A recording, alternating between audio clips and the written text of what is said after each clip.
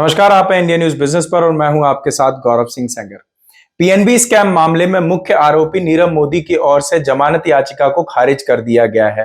नीरव मोदी ने 16 अप्रैल 2024 को लंदन के वेस्टमिंस्टर मजिस्ट्रेट कोर्ट में 5वीं बार याचिका लगाई थी। नीरव मोदी पिछले 5 साल से जेल में है। लंबी कैद का हवाला देते हुए नीरव मोदी ने 5वीं बार याचिका दायर की थी।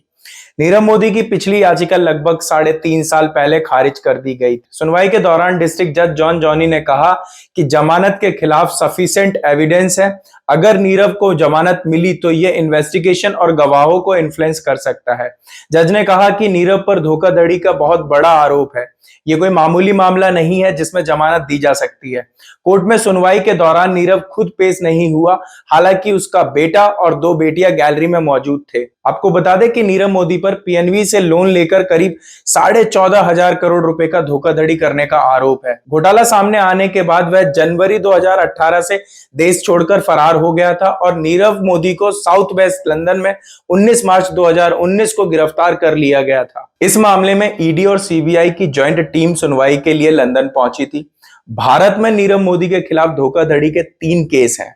पहला जो केस है वो ये है कि पंजाब नेशनल बैंक के साथ जो धोखाधड़ी की गई है उसका सीबीआई केस है। दूसरा, पंजाब नेशनल बैंक के जो मामला था उसमें मनी लॉन्ड्रिंग का केस था। तीसरा जो केस था वो सीबीआई की इन्वेस्टिगेशन में जो सबूत थे और जो गवाह थे उनके साथ छेड़खानी की गई थी। तो ये टोटल 3 मामले जो है वो नीरव मोदी के खिलाफ है। नीरव मोदी की जमानत की सुनवाई में ईडी और सीबीआई ने अपना भी पक्ष रखा। दोनों एजेंसियों की एक टीम लंदन के वेस्टमिंस्टर अदालत में पहुंची थी और इन अधिकारियों ने लगातार इस जमानत का विरोध किया। अब समझने वाली बात यह है कि ये पंजाब नेशनल बैंक का जो स्कैम था, ये ओवरऑल स्कैम था क्या। तो आपको बता दें कि पंजाब नेशनल बैंक का जो घोटाला था वो बैंक के थ्रू अप्रोक्स 10,000 करोड़ रुपए के fake letter of undertaking execute किए गए थे। इससे रिलेटेड पूरा यह मामला है। इस मामले का जो मुख्य आरोपी था वो नीरव मोदी था और उसके मामा मेहुल चौकसी और उसके कुछ रिलेटिव और साथ में पंजाब नेशनल बैंक के कुछ एम्प्लॉयज भी इसमें इन्वॉल्व थे। घोटाले की खबर सार्वजनिक होने से कुछ दिन पहले ही नीरव मोदी और उसके रिलेटिव 2018 की शुरुआत में ही भारत छोड़कर भाग गए थे। पंजाब नेशनल बैंक का जो ये स्कैम था, यह भारत के बैंकिंग इतिहास का सबसे बड़ा घोटाला माना गया है। अब सवाल यह आता है कि ये जो 10,000 करोड़ का घोटाला हुआ, जो कि लेटर ऑफ अंडरटेकिंग के थ्रू एग्जीक्यूट किया गया, ये ओवरऑल हुआ कैसे। तो आपको बता दें कि जो बैंकर्स थे वो मुंबई के फोर्ट में पीएनबी की ब्रिडी हाउस वाली ब्रांच में फर्जी लेटर ऑफ अंडरटेकिंग का यूज करते थे। अब सवाल यह आता है कि लेटर ऑफ अंडरटेकिंग होता क्या है। तो आपको बता दें कि लेटर ऑफ अंडरटेकिंग एक फाइनेंशियल इंस्ट्रूमेंट है जिसका यूज जो है वो व्यापारी जो है वो लेन देन के लिए करते हैं। स्पेशली इसका यूज जो है वो इंटरनेशनल ट्रेडिंग के ड्यूरेशन में किया जाता है।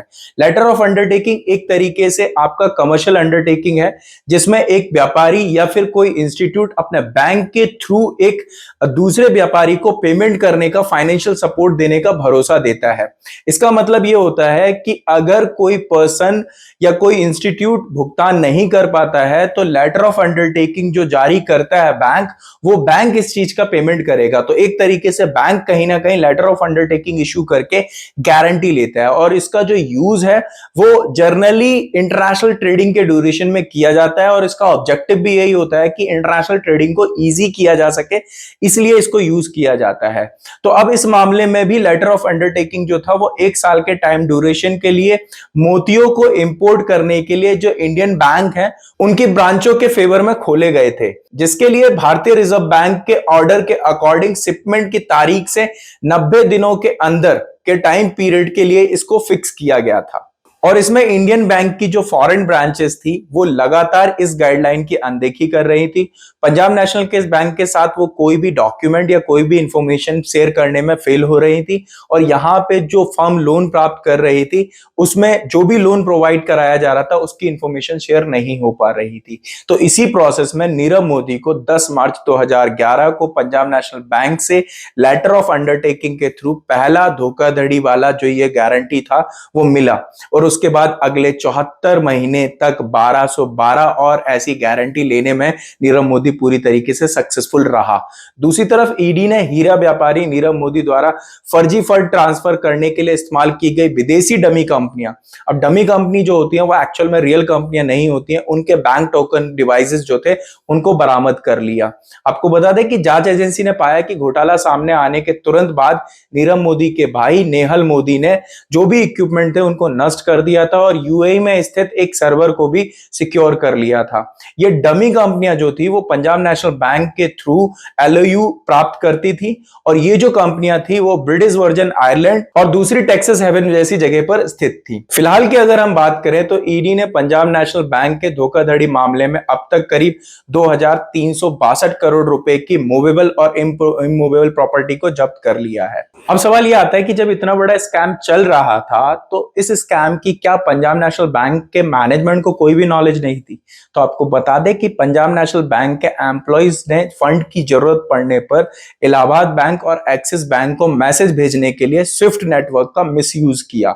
हालांकि ये जो पूरा प्रोसेस था स्विफ्ट नेटवर्क का वो पूरी तरीके से पासवर्ड के थ्रू यूज किया जाता था, लेकिन ट्रांजैक्शन को बैंक के मेन सिस्टम में कभी रिकॉर्ड ही नहीं किया गया, जिसके वजह से पंजाब नेशनल बैंक का जो मैनेजमेंट था वो लंबे समय तक अंधेरे में रहा। क्योंकि जब भी एक लेटर ऑफ अंडरटेकिंग इशू किया जाता है तो उसके अगेंस्ट कोलेटरल में कंपनी की कोई ना कोई असेट्स रखी जाती थी और मेन सिस्टम में इसी चीज का रिकॉर्ड कभी भी मेंटेन नहीं किया गया। तो सवाल यह आता है कि अब घोटाला सामने कैसे आया? तो आपको बता दें कि 29 जनवरी 2018 को पंजाब नेशनल बैंक ने सीबीआई के पास एक एफआईआर रजिस्टर कराई जिसमें कहा गया कि लगभग 280.7 करोड़ रुपए के फर्जी एलओयू पहली बार 16 जनवरी को जारी किए गए।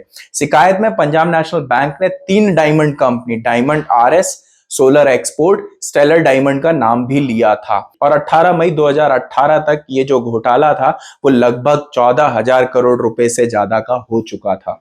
तो ये थी कुछ इंफॉर्मेशन जो हमने आपके साथ शेयर की। ऐसे ही इंफॉर्मेशन के लिए बने रहिए इंडिया न्यूज बिजनेस के साथ। अगर आपको इंफॉर्मेशन पसंद आई है तो वीडियो को लाइक करिए, चैनल को सब्सक्राइब करिए, कमेंट करके अपना फीडबैक जरूर दीजिए।